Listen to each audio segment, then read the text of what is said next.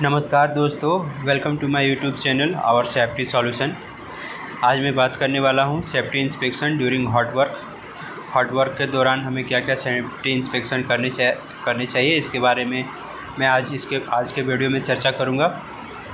तो चलिए वीडियो को स्टार्ट करते हैं।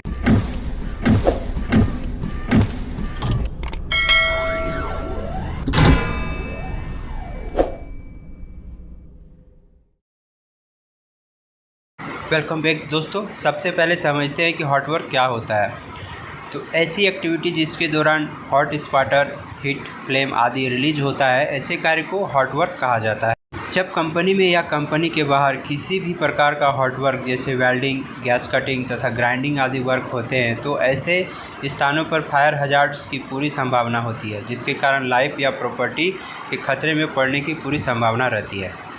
इसीलिए जब कभी भी हॉट वर्क होता है तो प्रयास यह होता है कि जहां आग लगने की जो संभावना बनी रही उसे ख़त्म किया जाए, जिससे जानमाल की क्षति से बचा जा सके। आज हम इसी के बारे में जानने वाले हैं।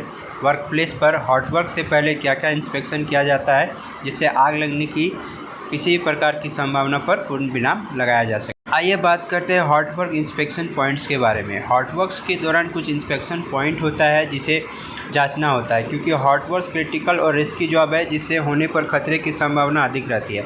ऐसे में हॉट वर्क के दौरान कौन कौन से बिंदुओं को जांचना होता है, निम्नलिखित पॉइंट्स के माध्यम से समझते हैं।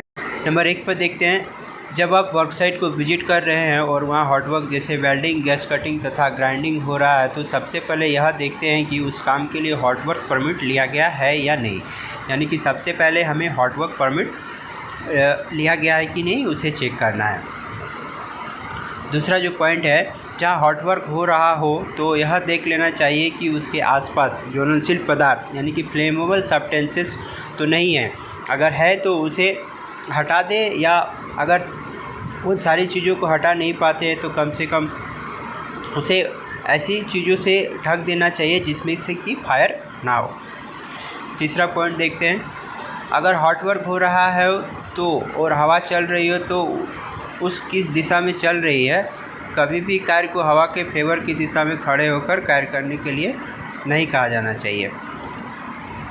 चौथा पॉइंट, अगर कार्य को खुले जगह पर कर रहे हैं तो फायर होने के बहुत चांसेस कम होते हैं, लेकिन जब यह कार्य गैसेस एरिया या कन्फाइंड स्पेस के अंदर हो रहा है तो खतरे की संभावना बढ़ जाती है। ऐसे में वर्क शुरू करने से पहले पॉसिबिलिटी गैसेस को जांच कर ले, और जब फ्लेमेबल गैसेस अनुपस्थित हो या टॉक्सिक केमिकल कन्फाइंड स्पेस के अंदर उपलब्ध ना हो, तभी कार्य करने का परमिशन दिया जाना चाहिए।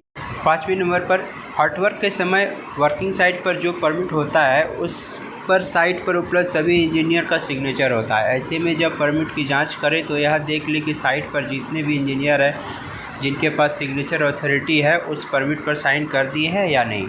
छठा पॉइंट, जब परमिट ले लिया जाता है तो परमिट में वर्किंग साइट पर कार्य के अनुसार सेफ्टी के रिक्वायरमेंट के बारे में होता है। आपको यह देखना होता है कि सेफ्टी से संबंधित जिस रिक्वायरमेंट की बात वर्क परमिट में किया गया है वह सभी फुलफ़िल किया जा रहा है या नहीं। ना फुलफ़िल होने की स्थिति में काम को रोक दें और तब तक करने ना दें जब तक सुरक्षा कवच उपलब्ध ना करा दिया जाए। 7वां पॉइंट, इसके अलावा जब हॉट वर्क हो रहा हो तो वर्किंग साइट पर फायर फाइटिंग के सभी इक्विपमेंट उपलब्ध होना चाहिए, क्योंकि आग लगने पर जब वह अपने इनिशियल स्टेज में होती है तो इसी फायर फाइटिंग इक्विपमेंट से आग पर काबू पाया जाता है। इसलिए इसकी उपलब्धता हॉट वर्किंग साइट पर अनिवार्य होना चाहिए।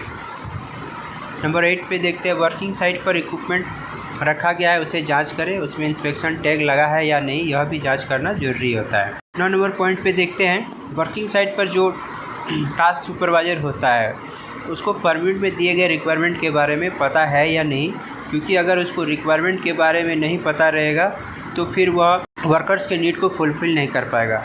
इसीलिए जब भी वर्कर साइट में जो वेल्डिंग से रिलेटेड वर्क हो रहा है तो टास्क सुपरवाइज़र को इसके बारे में पता होना चाहिए। इन सब के बाद आपको यह जांचना होता है कि जिस टूल्स या टैकल्स का प्रयोग होने जा रहा है उसका प्री इंस्पेक्शन हुआ है या नहीं, और इंस्पेक्शन करने के बाद उसमें टैग लगा हुआ है या नहीं, इसकी भी जांच हमें करनी चाहिए। 11वें नंबर पर देखते हैं, अगर रनिंग प्लांट एरिया में हो रहा है तो यह देख लेना चाहिए कि कार्यस्थल के आसपास फायर हाइड्रेंट उपलब्ध है या नहीं, क्योंकि रनिंग प्लांट के दौरान आग लगने की ज़्यादा संभावना होती है।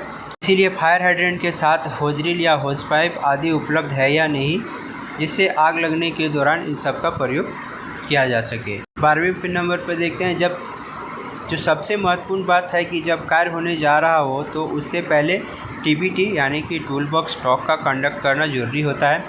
इसके दौरान हम जो कार्य करने जा रहे हैं उससे संबंधित हजार्ड के बारे में चर्चा करेंगे और कंपनी उसके साथ कौन सा प्रिकॉशन उपलब्ध करा रही है इसके बारे में भी बताते हैं, ताकि हजार्ड और रिस्क को हम कवर कर सकें।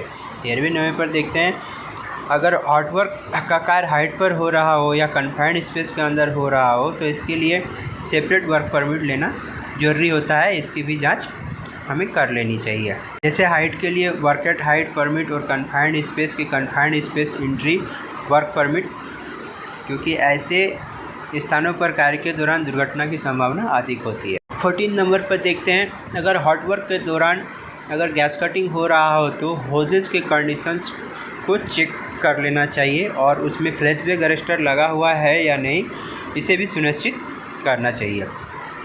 फ्लैशबैक अरेस्टर लगा होने से उसे बैकफायर नहीं होता है और ख़तरे की संभावना कम हो जाती है। 15 नंबर पर देखते हैं, जब कभी हॉट वर्क होता है तो फायर हजार्ड्स की ज़्यादा संभावना होती है। ऐसे में वहाँ पर एक फायरमैन या कह सकते हैं कि फायर वॉचर की नियुक्ति करते हैं, जिससे आग लगने की स्थिति में उस पर आसानी से काबू पाया जा सके। 16 नंबर पर कंपनी को चाहिए कि ज़्यादा से ज़्यादा वर्कर को फायर फाइटिंग की ट्रेनिंग उपलब्ध कराए, जिससे अगर कहीं फायर होता है तो बिना जान माल की क्षति के उसके ऊपर काबू पाया जा सके। हॉटवर्क के दौरान अगर को फॉलो करते हैं तो ऐसे में दुर्घटना की संभावना कम हो जाती है। इसीलिए जब हॉटवर्क हो रहा हो तो सतर्कता बरतें और जो पॉइंट्स हमने अभी चर्चा किए उसका अनुसरण करें, जिससे कि फायर जैसे दुर्घटनाओं पर विराम लगाया जा सके। तो आशा करता हूं दोस्तों अब आपको समझ में आ गया होगी हॉटवर्क के दौरान हमें किन किन बिंदुओं का इंस्पेक्शन करना चाहिए। साथ ही अगर ये जानकारी आपको अच्छी लगी तो चैनल को लाइक एंड सब्सक्राइब करें। Thank you very